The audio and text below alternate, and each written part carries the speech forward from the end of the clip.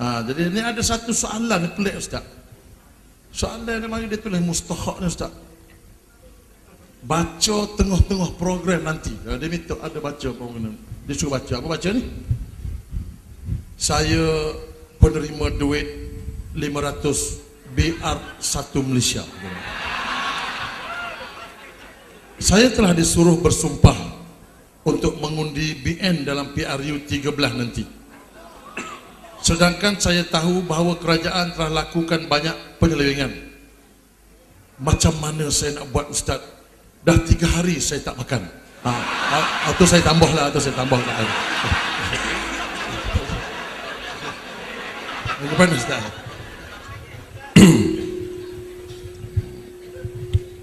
Baik, penyoal bertanya dia dapat 500 riyal. Kita maklum tu lah. Kemudian dia kena bersumpah. Bersumpah akan mengundi pihak yang beri 500 tu ke dia. Jadi dalam masalah sumpah, kalau kita sumpah benda yang harus, nak buat benda yang harus, nak buat benda yang sunat, jadi wajib kita kena buat. Contohnya dia bersumpah dia nak solat duha esok, dia wajib kena buat.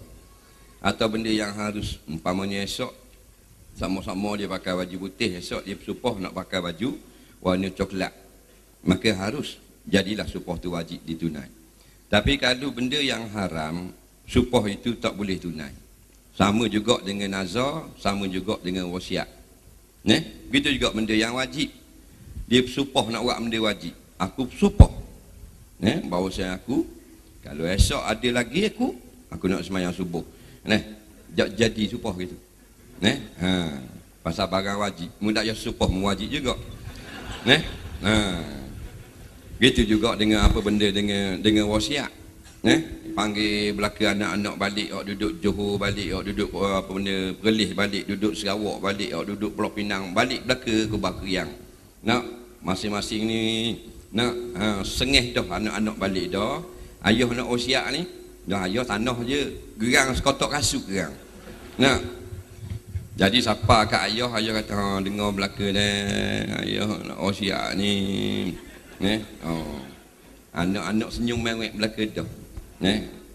Nak wasiat gapo ayah kita tak apa, kita buat belaka. Ya jelah. Dengar molek je sekali hari, dengar molek. Dapat peluh anak-anak. Royak anak ayah tak ada wasiat mati ayah. Dengar molek kalau ayah mati, ayah wasiat tandang ayah. Jadi wasiat tu tak laku. Walau wasiat walaupun takak dengan TV3 ambil dengan MP3 sekalipun tak laku, kerana barang wajib. Mudah wasiat pun kata tandang busuk kohong nak kalau lok gitu. Jadi apabila bersumpah nak buat benda yang haram, maka tak boleh tunai sumpah tersebut. Apa benda di antara benda yang haram? Ialah kita langgar perintah Allah. Kita bersumpah nak langgar perintah Allah, tak boleh tunai. Sepakat ulama-ulama kata haram kita tunai. Nak langgar perintah. Di antara perintah Allah, Allah kata wala tarkanu ilal ladzina zalamu fatamassakumun nar.